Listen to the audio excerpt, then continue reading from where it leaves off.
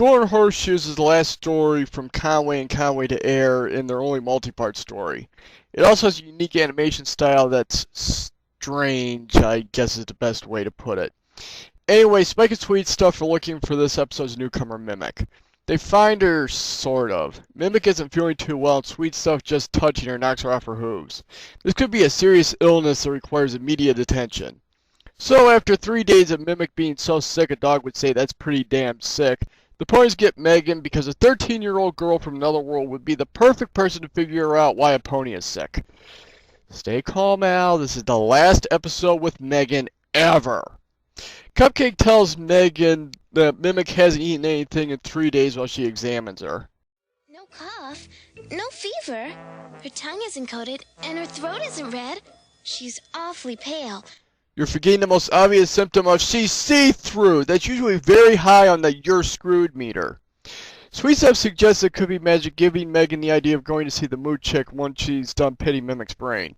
Paradise, Wind Whistler, Lofty, Northstar, and Spike also come along as this has Grand Adventure written all over it and they're running out of episodes. They arrive at the mushroom, but it sounds like it's infested by wolves. They bang at the mood chick's door to be let in, and Habit has to do it over the mood chick's objections because he's busy. In fact, the howling was his doing. Oh, but it was supposed to scare you away. Oh. Here's a little tidbit of logic, mood chick. When people are trying to escape wild animals, they tend to run towards the nearest shelter, not away from it. They explain what's wrong with Mimic, and Havoc gets a book on pony legends and history, which the ponies don't have despite being ponies. Long ago, there was a unicorn that was fitted with 4 horseshoes. The first told the future, the second generated light, the third granted telepathy, and the fourth allowed levitation.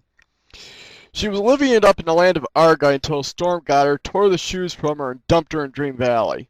This unicorn is Mimic's ancestor, and the magic of the horseshoe flows through her. The shoes have drifted further apart over time, and now their magic is weakening, causing Mimic to weaken. So they need to find the horseshoes, and the book says something about the Scree of Screera having one to see the future.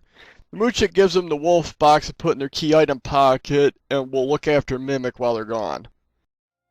Oh, now, dear, well, let's see. I was about to turn yellow into blue, I think. Oh, of course! Poor Mimic! Come along, Habit! What are you wasting time for? Can't think of better hands for Mimic's translucent life to be in. Megan and the ponies head for Screera while singing all through the night. It's an okay song that has a sense of urgency and interesting visuals as they fly through some storm clouds and mountains. However, it has Bettina Bush and Charlie Adler of all people singing solo lines, while Sarah Partridge only gets a short duet with Adler and is almost drowned out by the flat droning he calls singing. Damn it, Sumbo, you hired a singer? Use her! They arrive in Screera, which Northstar has visited before. It looks abandoned, but the Scree are hiding as rocks. They're flightless birds who like betting, as Fleetfoot, their leader, says he bet Northstar would return.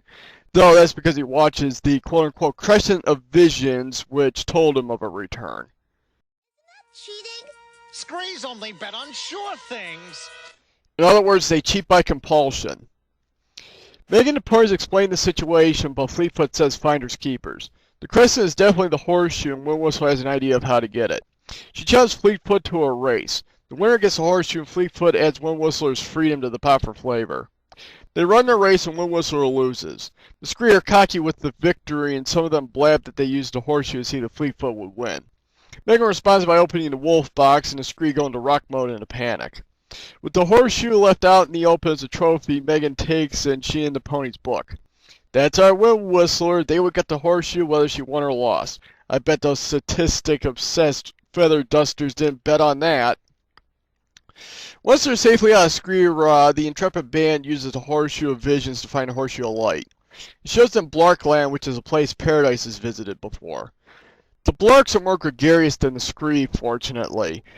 They collect, keep, and trade junk and riddles, so they'll hand over the horseshoe if Megan and the ponies can tell their leader a riddle he doesn't know. Megan tries with the joke of the boy throwing a clock out the window, but the leader knows it. Then Paradise takes a turn.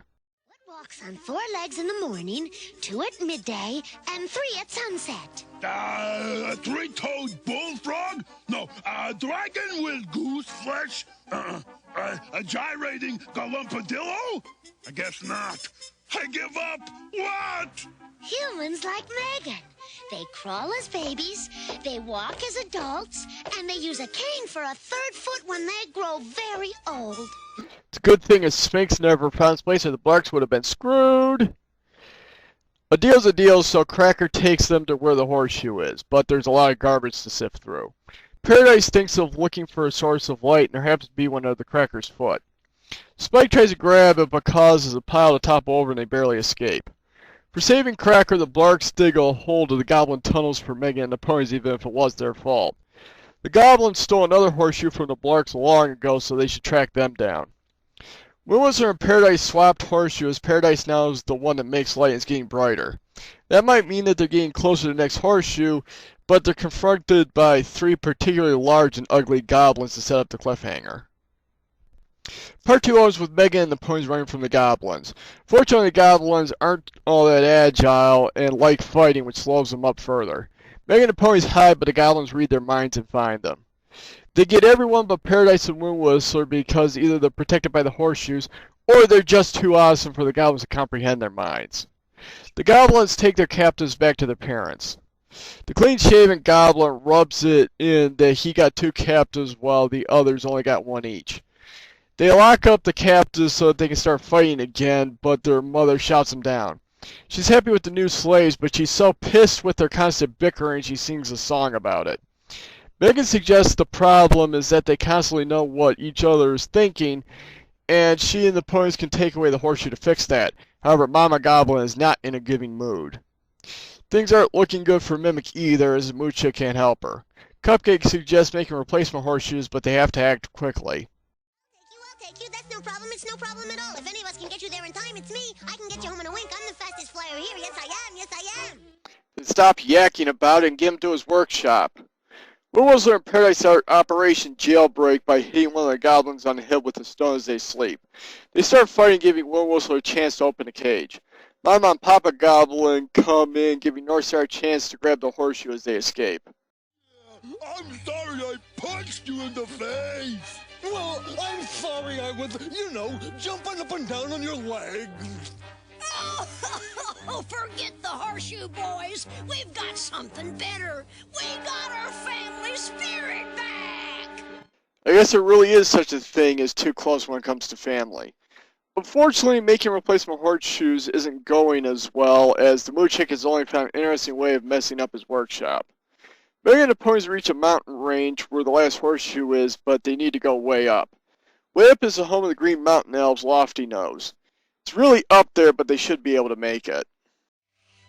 Northstar, Wind Whistler, help! Air's too thin. I can't breathe. Come on, we'll make it together. Despite Paradise being out of shape, they make it to the top. The place doesn't look all that welcoming, but the elf who greets them is friendly enough. They explain they're looking for a horseshoe, but there's a bit of a snag. I'm sorry. It is not within my power to give it to you. It belongs to the child, Princess Maeve. And according to elfin laws, no one may take anything from a child unless the child surrenders it willingly. That sounds like a great law. What if the kid has something dangerous to themselves or others? I guess you're just screwed, aren't you? Well, I decided to convince May to give up the horseshoe, but she's having way too much fun with it. She instead shows off by using it to take them to one of the high towers. Megan does get her to take them to Paradise Estate to make her case more convincing. They arrive where Mimic is not long for this world, and May gives them the horseshoe. They go in, and Mood Chick puts the horseshoes on Mimic.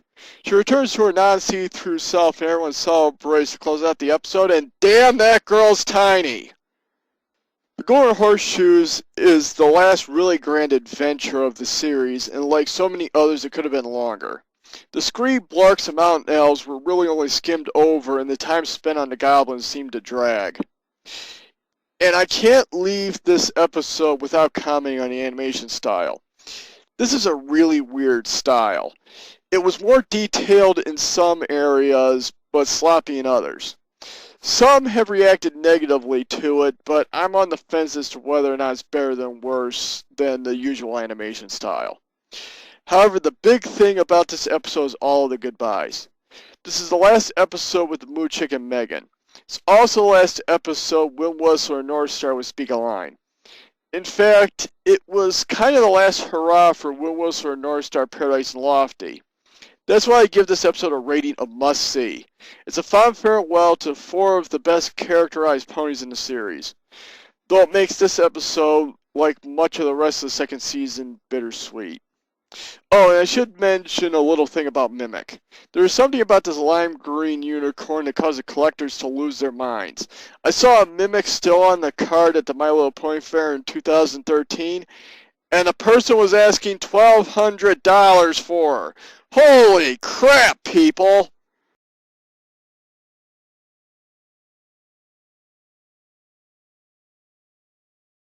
They seemed to intuit their precise locations. What? They knew where they were.